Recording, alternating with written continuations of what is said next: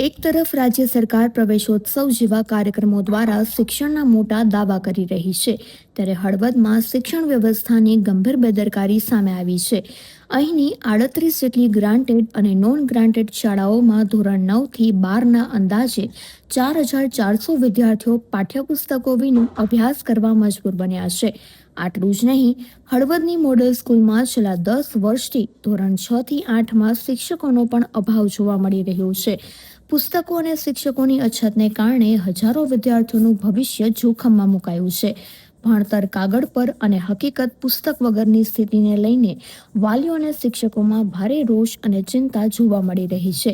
તંત્રના દાવાઓ સામે વિદ્યાર્થીઓના ભવિષ્ય સાથે થઈ રહેલા આ ચેડાને લઈને જવાબદાર અધિકારીઓ ક્યારે જાગશે તેવા સવાલો ઉઠી રહ્યા છે.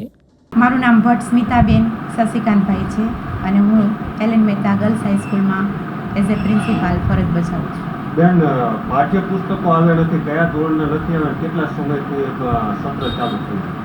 સત્ર 8 તારીખથી 8મી જૂનથી ચાલુ થયું છે, નવું શૈક્ષણિક સત્ર, અને પાઠ્યપુસ્તકો 9થી 12 અમારે અહીંયા ચાલે છે, હજી નથી આવેલા છે. તો બેન, પાઠ્યપુસ્તક નથી આવ્યા તો હાલ અત્યારે કઈ રીતના અભ્યાસ જે છે એ વિદ્યાર્થીઓને કરાવવામાં આવે? ઓનલાઈન ટેક્સ્ટ બુક મૂકેલી જ છે અને એ ઓનલાઈન ટેક્સ્ટ બુક દ્વારા અમે અભ્યાસ કરાવીએ છીએ. 9થી 12ના કેટલા વિદ્યાર્થીઓ? 425 જેવા એડમિશન થયા છે અમારે.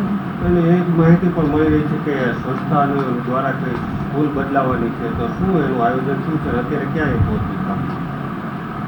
અમારા ટ્રસ્ટીશ્રીઓ આના માટે ખૂબ જ દોડધામ કરી રહ્યા છે અને બહુ નજીકના 1-2 દિવસની અંદર અથવા તો આ 2-3 દિવસની અંદર જ નવી શાળામાં અમે શૈક્ષણિક કાર્ય પુનઃ શરૂ કરી દેવાના છીએ. કયા કયા ધોરણના પાઠ્યપુસ્તકો? 9થી 12ના સાહેબ.